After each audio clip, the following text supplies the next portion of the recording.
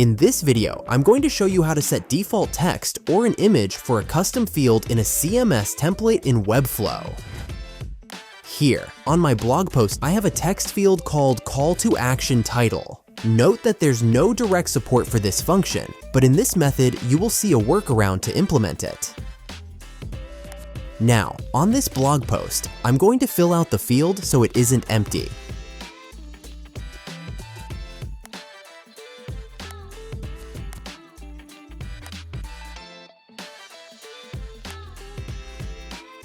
Next, let's edit the blog post template.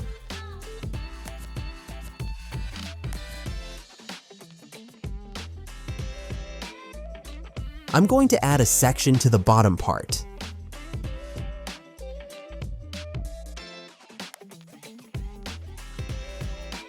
Now, let's add a heading element. This element will handle the call to action title text value.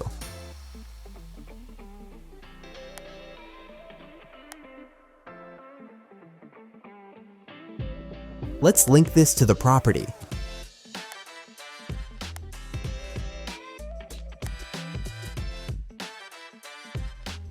Let's check other blog posts and see how it looks. It appears empty, which is expected.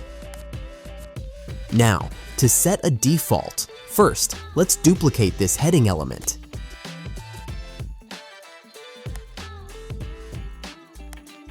Disconnect the property. Let's change the text and add our default text title.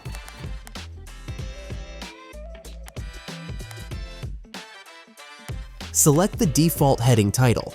Then, on the Settings tab, scroll down and Set Conditions.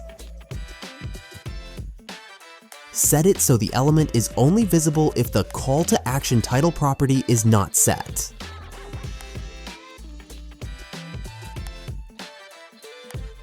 As you can see, the default heading automatically disappears after we set the conditions.